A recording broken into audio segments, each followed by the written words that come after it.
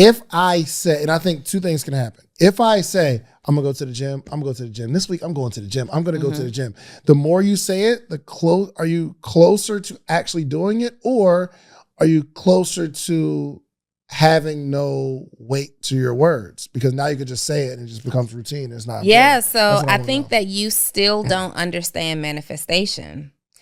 Saying it is not enough to realize it. Gotcha. Like, it's your thoughts become these things. So you actually have to be intent upon the thought that I really am going to the gym. And then you're saying it like it's a connection between I'm going to go to the gym and man, I'm sitting here. I got to get to this gym. I really want to be healthy. I'm going to the gym. There's two totally that you might actually end up at the gym. Yeah. Well, let me ask you, maybe I'm using the wrong word, manifestation. What if affirmations? Mm-hmm. Same thing. Can you affirm enough, and then you actually, the more you say it, the more you want to do it, or do you keep saying it and then it just doesn't mean anything? So with my affirmations, I am very careful to speak them in current or past tense, right? Because if you say things like, I want to make six figures, if your goal is, if one of your affirmations is, I want to make six figures, and you're saying that every single day, like you really want to make this six figures, I believe that you're constantly speaking it as if it's something that's to come in the future. I want to make six figures. I want to make six figures. So if I had a six-figure goal, I would say something more like, I am so happy and grateful now that I make six figures. I am so happy and grateful now that I've identified the opportunity that can yield six figures. Like, I like to say it like that, because when you're saying it and when you really get into the headspace of feeling it and believing it, you got to be super intentional. You can literally feel the six figures happening. And then what ends up happening is the ideas start to connect and to align for you to actually go out there and make six figures. But if it says, I will lose weight, I will be a better person, then you're constantly speaking in future tense. And so people don't believe in speaking things into the universe, but God created the universe. You put things out into the universe as you want to receive it. The universe doesn't know past, future, or present tense, right? That's your word. That the difference is your word has to kind of trick your mind into believing what's happening right now. So I will make more money. I will lose more weight. Every single day you say it, that energy, the universe operates off of energy. We're all a frequency. Your frequency is aligned with something that's going to happen in the future versus what you want to happen right now. That was deep. No, that was good. No, really. I mean, it's a fact, okay? Mm-hmm. It is a fact. When you know, and many people don't connect it to manifesting it, but you know when you are intentional about doing something. Like the moment we said, whenever that was at this point that we said make 6-7 figures, it was different. Yeah. That day that we declared it, this is the year. This year we're doing 7 figures, right? That moment that we declared it, we immediately took action. There was a different feeling inside, like, I can feel this. This is actually real. This is actually something that I truly desire. And we made phone calls and we reverse engineered our business model to figure out what we have to do. We cut off offers. If I do this, and then we actually put the action with the thought, but this because we felt like it's really possible on the inside. Whereas right now, if you say, I'm going to make $1 billion this year, it's nice to say, but do you really have the feeling that you're really going to make $1 billion this year? And so you don't go as hard on the action required and setting yourself up on the pathway to actually achieve $1 billion this year. Yeah. And we kept the conversation going past that conversation. For sure. The whole year. Yeah, 100%. The whole year. We were doing check-ins. Yep. We're doing accountability calls. Where are you at? What do you need? How can I help you? We were super intentional because we had the thought first. Yep. We confessed it to ourselves, then to each other, and then to the world. Yeah, publicly. And then you got to make it happen. And those are the missing points. Sometimes people want to hold on to their desires so much. But if you're the only person who knows and the only person holding yourself accountable, sometimes your accountability isn't strong enough.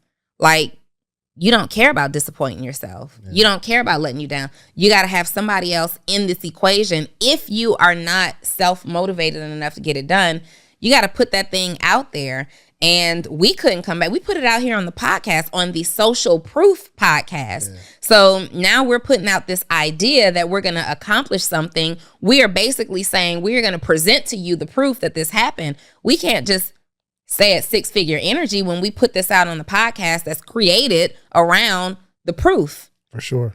We had to make it happen. That's a fact. And a lot of it was environment too, just being around more people who are actually accomplishing the thing that we wanted to accomplish. And we have more conversation. It's not even like tutorial, like, yo, you should do this to get what I have. It's like just being in the conversation is more inspiring. Well, that brings me to your question that you had, like, how do you get in the rooms, or when should you start getting in the rooms? Like, what's the first step? We were talking about masterminds, and he asked, like, is there a step before going all out into the masterminds? And as I'm thinking about this, we were masterminding together before we were investing. 100%. So early in the year that we decided that we were going to make 7 figures, this was 2021.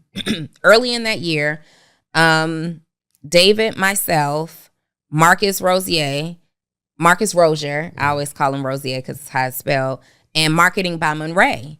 We literally, I don't even know how it came about. We literally said, we are going to get together and mastermind, right? And I remember we had this place we went to, a restaurant. We got together. Monray had it catered, I believe. And we got together. We had a meeting, strong meeting. That's a mastermind. That's the same thing that we do to go into these rooms. You're going into these rooms to learn new ideas, get new information. That's what we did.